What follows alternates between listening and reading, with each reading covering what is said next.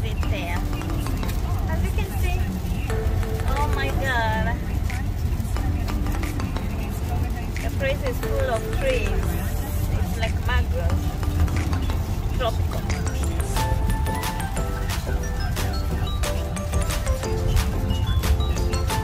That's a beautiful nature.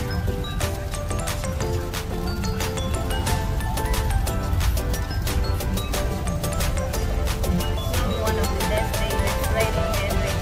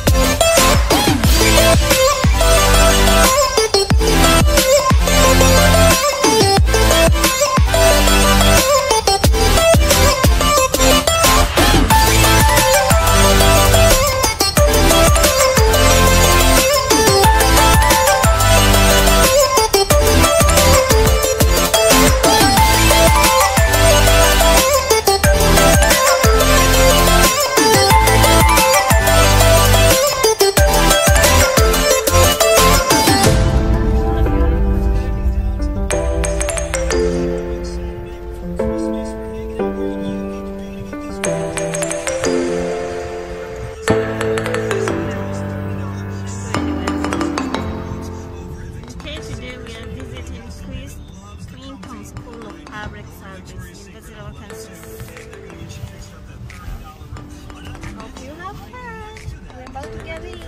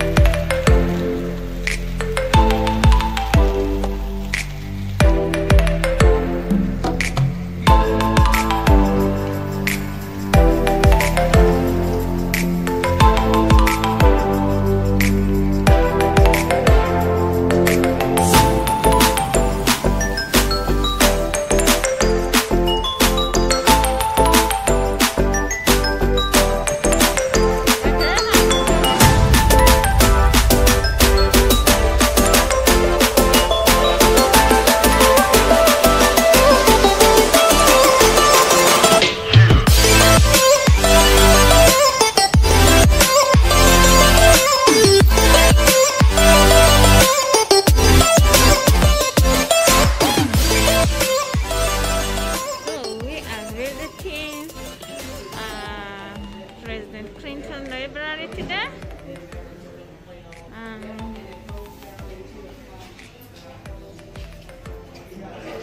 In Arkansas,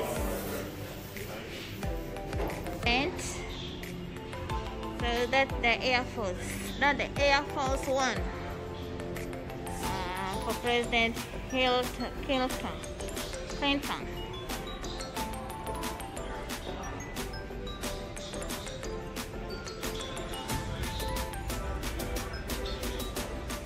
So this is where we are visiting today with my kids and my whole family. So welcome everybody. Enjoy.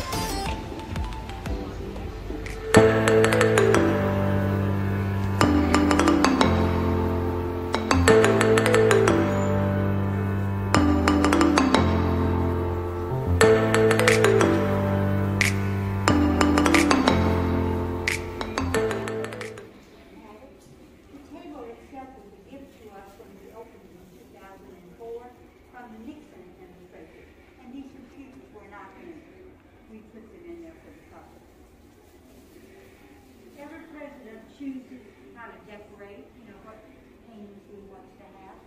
Mr. President is a great admirer of Teddy Roosevelt, who did all our national parks. And we were very grateful. He has George Washington in his military regalia, a bust of George right here, a bust of Victor and Franklin right there, and over the mantle is a painting of the signing of the Declaration of Independence. There are 3 ways to tell where the president sits. Would anyone like to guess where the president sits at this table? Taller than that.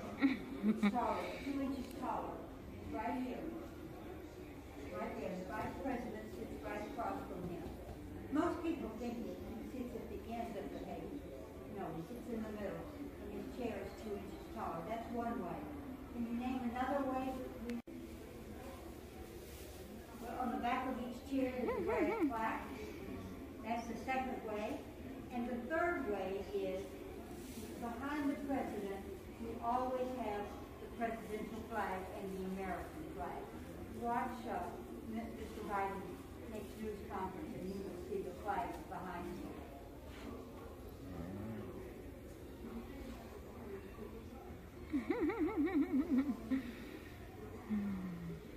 Yeah, go sit down, take your picture. I take lots of pictures of people sitting in the president's chair. Yes, we need a woman there. I know, right? Is this the president's chair? No, see the This one? Oh. Huh? Huh?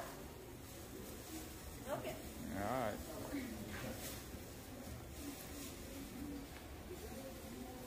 Can you go Just sit sit there? with the president. Okay. I want you to be the president one day.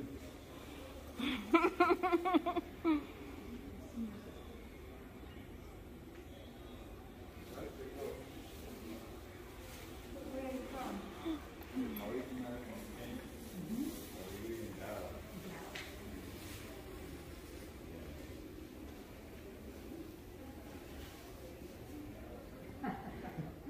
Oh, you're sitting on the president's chair, yeah? President Put it doesn't in. have an umbrella. Put the umbrella down.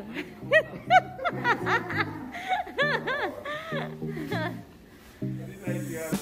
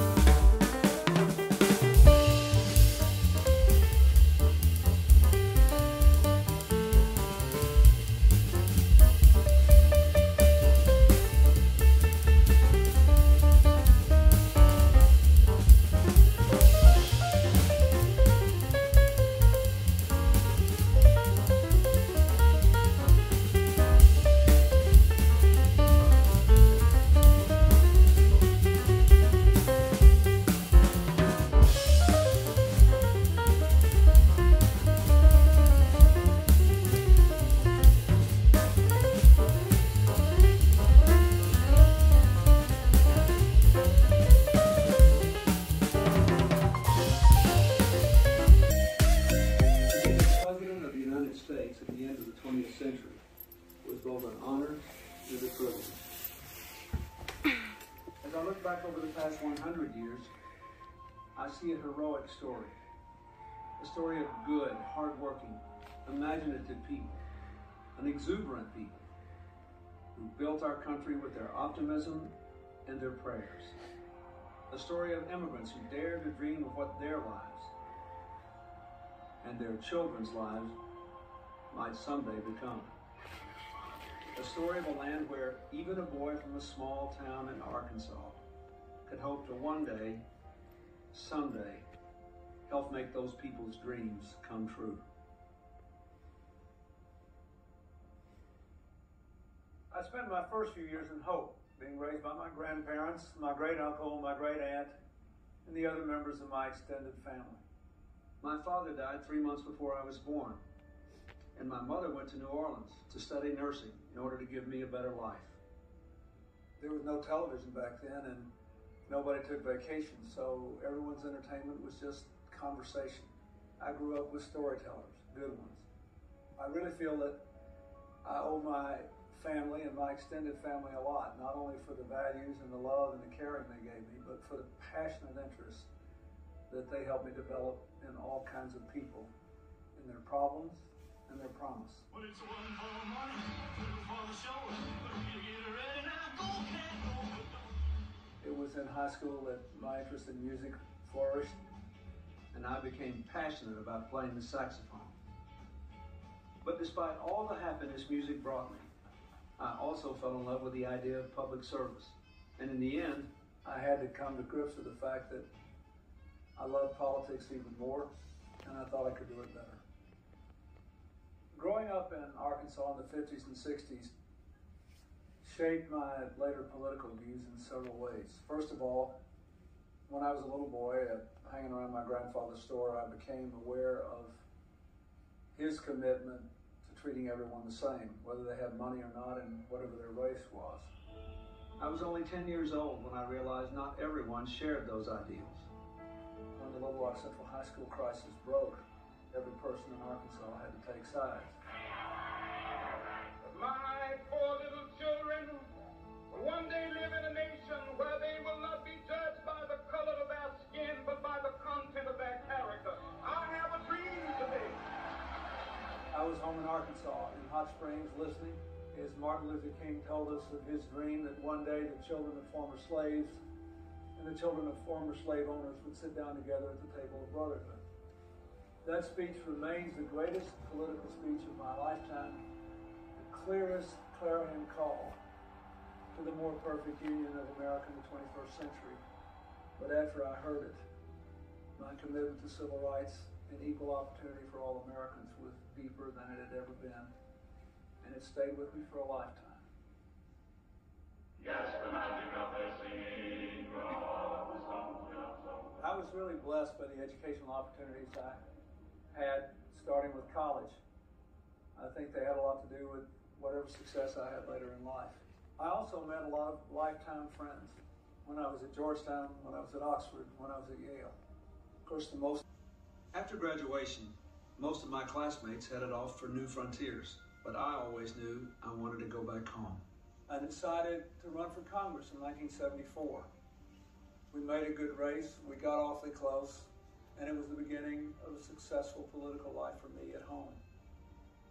The next year I was elected Attorney General. 2 years later, I was very, very good at doing what I wanted to do, but not so very good at listening to other people about what they wanted to do or how they wanted it done. And so I was defeated in 1980, becoming the youngest ex-governor in American history. I remember one day an old man in overalls looked at me and said, "You know, I cost you 11 votes in the last election." He said, "Me, my wife, my 2 boys, their wives, and 5 of my friends, we all voted against you." And I asked him why. He said, "Well, I just had to. You raised my car license." So I laughed and I said, "Well, let me ask you something, mister. If I were to run again, would you consider voting for me?" He said, "Sure I would." I said, "Why?" He said, "Because we're even now." I laughed and ran to the payphone and called Hillary and said, "I think we got a chance." I'm given something that few people get in life, a second chance to serve the people. That night marked the beginning of 4 more terms as governor. I was determined to improve Arkansas. We overhauled the entire educational system, became first in national job growth, and kicked the door wide open for minorities and women to be full partners in our state government. I'll always be grateful that I had a chance to serve as governor. I loved every day of it. I still think about it all the time. And most important, I think that the people of our state were better when I stopped than when I started. Today, I proudly announce my candidacy for President of the United States of America. On October the 3rd, 1991, I entered the race for president. I was running nearly last in the polls at the time. We faced an unprecedented economic and social situation at home and a new world abroad, terror, weapons of mass destruction, racial, religious, ethnic conflicts. I determined to run because I thought I understood where America was at this moment in history. I offered the American people a new direction. We no longer can have a country where I worry about me, you worry about you, and they worry about them. We've got to be one country again, going up or down, together again.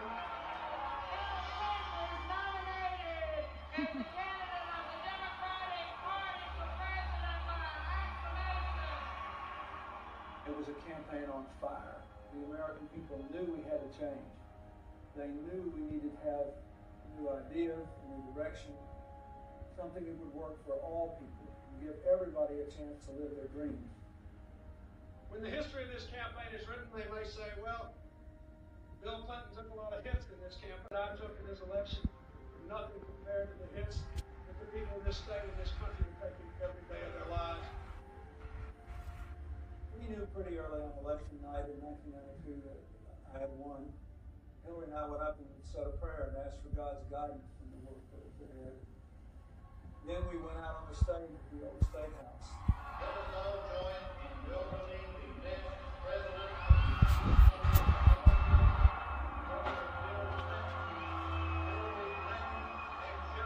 An astonishing moment. I saw my mother's happy face. I hope my father was smiling down on me from heaven. On this day, with high hopes and brave hearts, in massive numbers, the American people have voted to make a new beginning.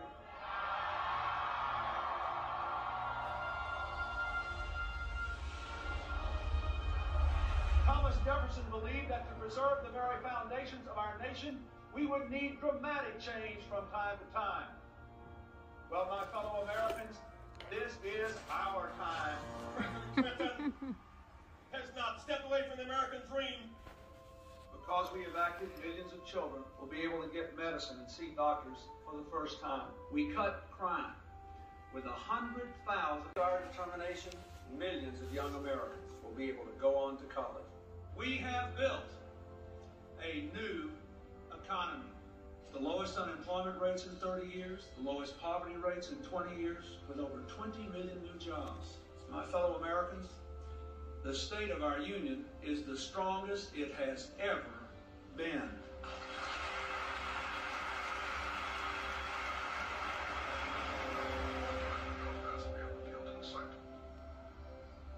From Belfast to Jerusalem, our administration helped Catholics improve their cities with less fear of bombs and violence. In Kosovo, we brought down one of the most brutal dictators of the century without losing a single of the black people and the minorities and the disabled in this country. History will record that few have worked more tirelessly or more effectively than the President of the United States to prevent the breakdown of the peace process. You should have seen. During my travels as president, I was touched by America's ability to fire the imagination, lift the hopes, and stiffen the spines of freedom-loving people everywhere. I've had a dirty job.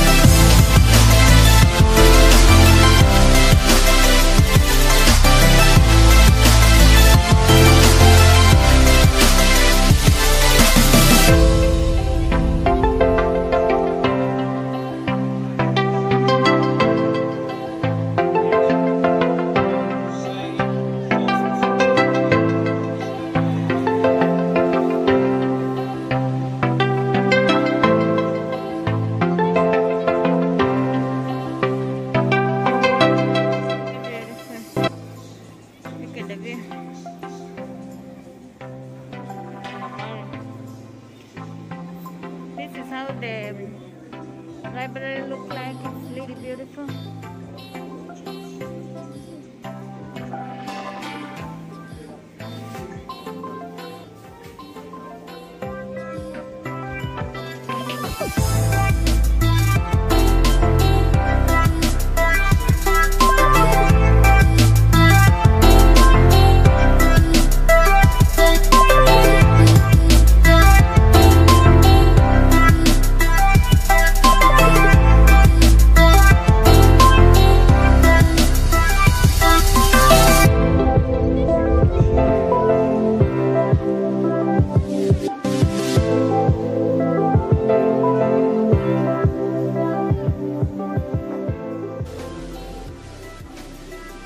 Those are presidential cutlery.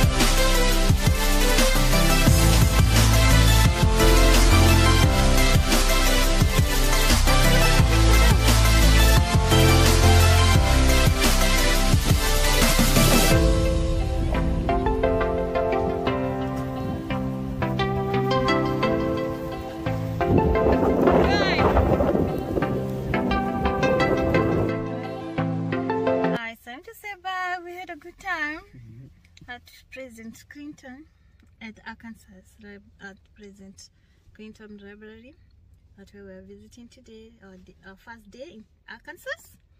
We had a lot of fun there. Enjoy watching the video. See you next time. Bye bye.